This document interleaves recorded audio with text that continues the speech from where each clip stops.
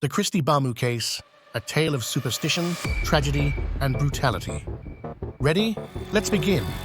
Holidays transcend differences in nationality, religion, or beliefs, offering a universal truth. They bring families together. They're a time to forget past disputes, reunite, and celebrate joyfully. But what happens when a family gathering turns into a nightmare? For one family, this joyous occasion would turn into an unimaginable nightmare, one that would haunt them forever. This family gathered to celebrate a holiday, but this gathering turned into a disaster. Call it a tragedy, a catastrophe, or a calamity. Call it whatever you like, but it's impossible to call it a holiday. Our story takes place in 2010, but before diving into the details, let's get to know the family involved in this story. The family is of African origin, specifically from the Republic of Congo. They live in France. The father's name is Pierre Bamu, and he works as a carpenter in a wooden furniture shop. His wife, Jacqueline, is the mother of their 4 children. The eldest daughter, Magali, aged 29. The second daughter, Kelly, aged 21. A son, Kristy, aged 15. And a younger daughter whose name is not mentioned, possibly to protect her identity, aged 11. Now that we know the family, let's continue with their story. This family all lived in France except for Magali, the eldest daughter. She left France, found a job in London, and moved there. In London, she met a youth football coach who trained kids. He was also from the Democratic Republic of Congo and was 1 year younger than her, aged 28. They fell in love. Magali couldn't believe she had found someone who loved her so much. Without hesitation, she moved in with him, and they began living together in his apartment. Their life together was smooth, happy, and normal. But as I always say, when things seem normal, trouble is just around the corner. Everything was fine until 2010. The year disaster struck. Near the end of the year, as Christmas approached, the family, like any Christian family, was preparing to celebrate. They were getting gifts ready, putting up Christmas decorations, and enjoying the festive atmosphere. Magali, the eldest sister, reached out to her father, Pierre, with an idea to bring the family together. She suggested that he and her siblings travel to London to celebrate Christmas with her, offering it as a refreshing change from their usual celebrations in France. But Pierre declined the invitation. He explained that his workload was overwhelming, leaving him unable to take a vacation. For him, the trip was simply not feasible. While Pierre was on the phone with Magali, the children overheard their sister's invitation for the family to come to London and began urging their father to let them go. They expressed their desire to travel, and even Magali joined in, encouraging Pierre to allow the siblings to visit her. She suggested that Pierre and his wife could remain in France and enjoy the holiday at home while giving the children an opportunity to enjoy a refreshing change in London. After all the pleading from the kids and Magali, Pierre, the father, finally agreed. On December 20th, 2010, the siblings traveled to London to visit their eldest sister. Magali and her boyfriend, Eric, warmly welcomed them at the airport. They took them shopping for gifts and then brought them home. As soon as they arrived, they unloaded the car and began preparing for Christmas. The house was filled with joy as they hung decorations and laughed together. But beneath the surface, darkness lingered, waiting to shatter the celebration. As for Eric, the siblings liked him immediately. Being a youth football coach, he knew how to interact with their age group. He joked and played with them, making everyone feel at ease. Kristy, the 15-year-old boy, was especially happy. As the only boy among his siblings, he finally had someone older to look up to and bond with. Eric taught Kristy how to play football, and they spent time practicing together.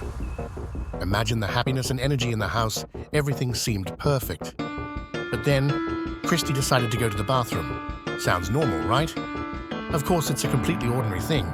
But let me tell you why this seemingly small decision changed everything for Kristy. As we know, appearances can be deceiving. While everything seemed perfect on the surface, the seeds of chaos were about to be sown. It all began with a seemingly trivial incident. Kristy needed to use the bathroom. Like any typical teenager, Kristy had been so engrossed in playing games and spending time with his family that he ignored the growing urge to go. But eventually, he couldn't hold it any longer.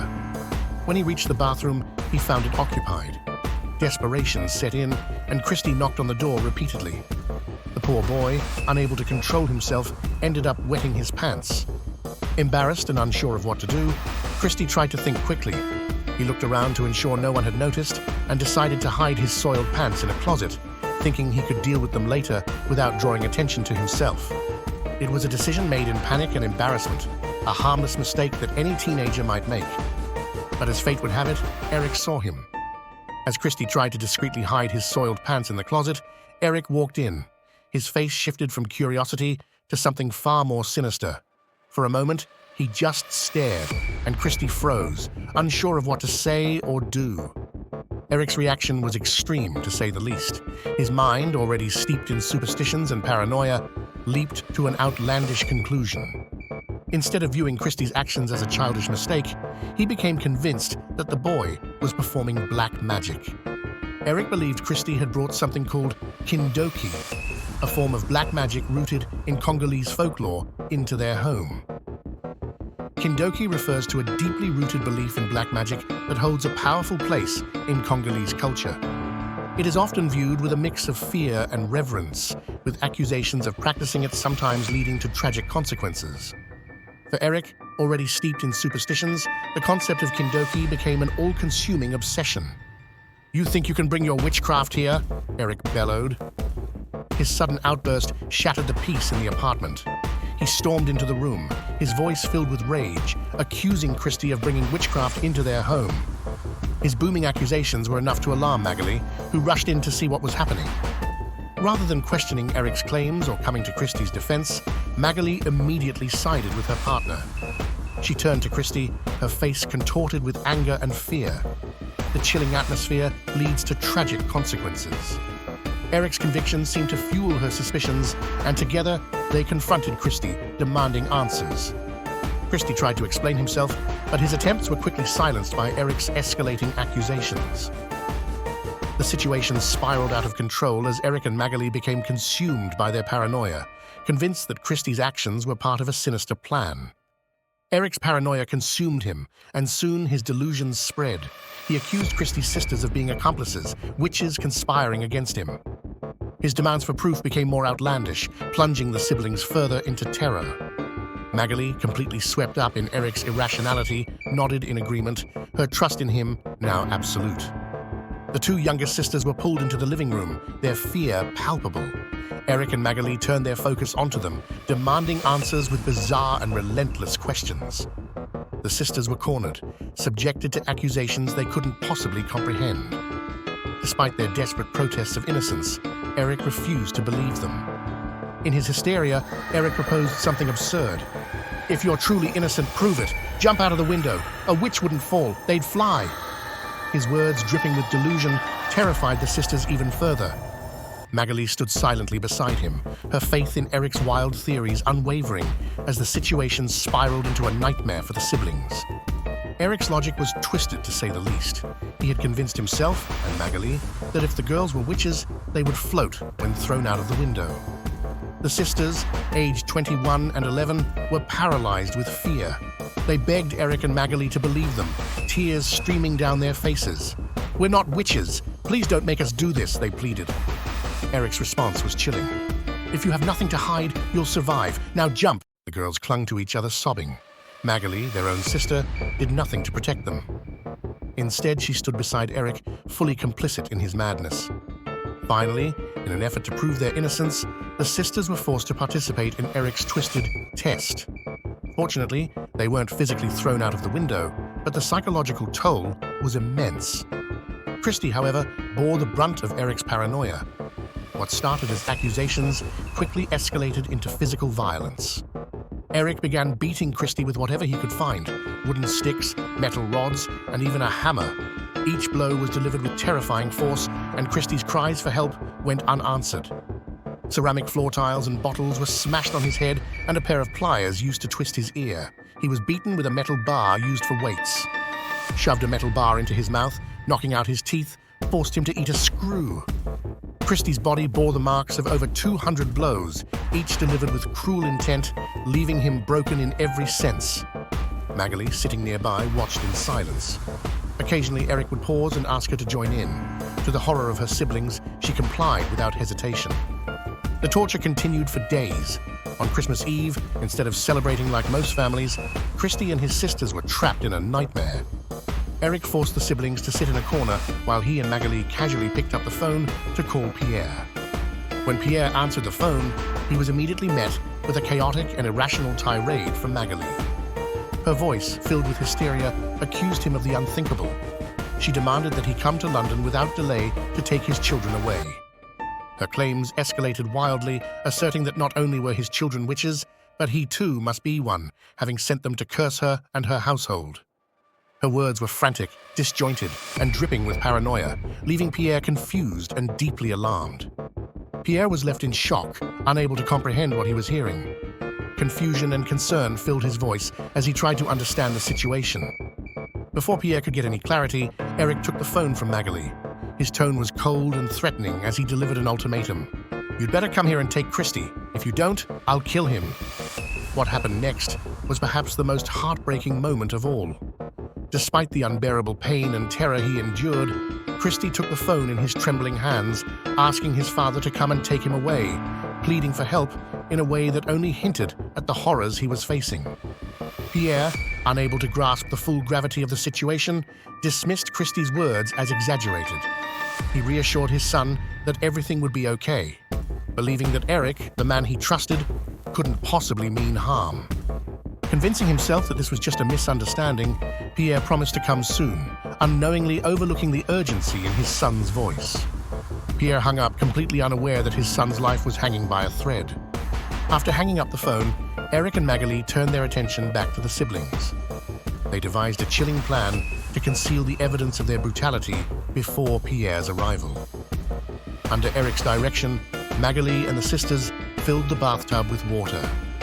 The goal was clear: to wash away the visible marks of their abuse, the bruises, the blood, and any trace of what had transpired. They hoped to erase the horrifying signs of their actions, ensuring that Pierre would find no immediate clues to the torment his children had endured. The siblings, exhausted and terrified, were forced into the bathtub. Eric and Magali scrubbed them harshly, pretending to cleanse them, but only adding to their humiliation. After scrubbing away the evidence of their cruelty, Eric and Magali removed the sisters from the tub. But Kristy, broken in body and spirit, was left behind. His frail body, too weak to move, succumbed to the water, a tragic end to days of unimaginable torment. The sisters, witnessing Kristy lying still in the water, thought he looked at peace. They decided to leave him alone, hoping the water would soothe his injuries. Kristy, weakened from days of relentless torment, had once shared with his sisters a heartbreaking wish. "I just want to die. I can't take this anymore." When they returned to the bathroom, their worst fears came true. Kristy's body lay still, submerged in the tub. Exhaustion and injury had claimed him in the most tragic way. The boy who once wished for freedom had found it in the most tragic way. Eric, who had maintained an air of control and power throughout the ordeal, suddenly panicked. He pulled Kristy's lifeless body from the tub and tried to resuscitate him, but it was too late. For the first time, Eric appeared vulnerable, his confidence replaced by fear. "What have we done?" he muttered, his voice trembling.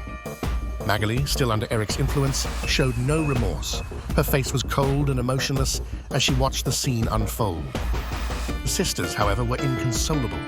They clung to each other, crying over their brother's lifeless body. Realizing there was no way to cover up what had happened, Eric called for an ambulance. The paramedics arrived to find a chilling scene: bloodstains on the walls, tools used for torture scattered across the floor, and two soaking wet sisters in a state of hysteria.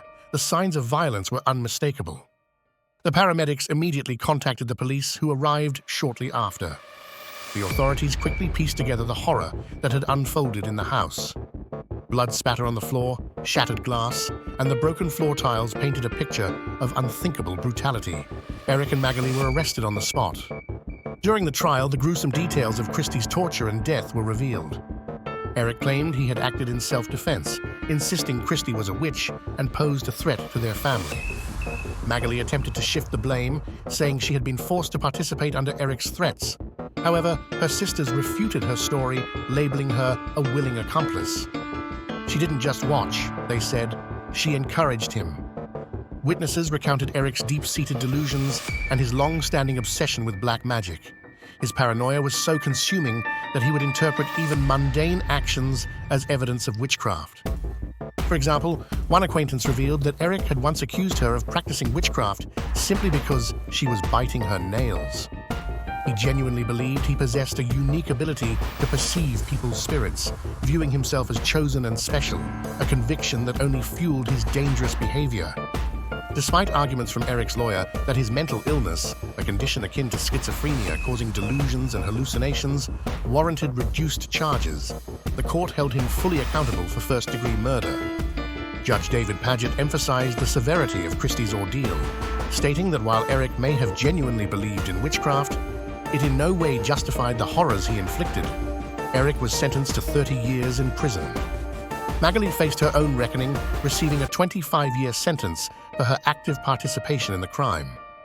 For Kristy's family, no sentence could undo the pain of losing a beloved son and brother. While justice was served, their wounds remained deep, a reminder of the darkness they endured. Kristy's family released a heart-wrenching statement expressing their profound betrayal and grief. How could our daughter stand by and let this happen to her own brother? Kristy was innocent, and she failed him in the most unimaginable way. Kristy's story is one of heartbreak and loss, but let it also be a call to action. Protect your loved ones, challenge harmful beliefs, and seek professional help when needed. And if this story moved you, don't forget to like, share, and subscribe to our channel. Together, we can shine a light on stories that need to be told. Until next time, stay safe and take care of each other. See you in the next story.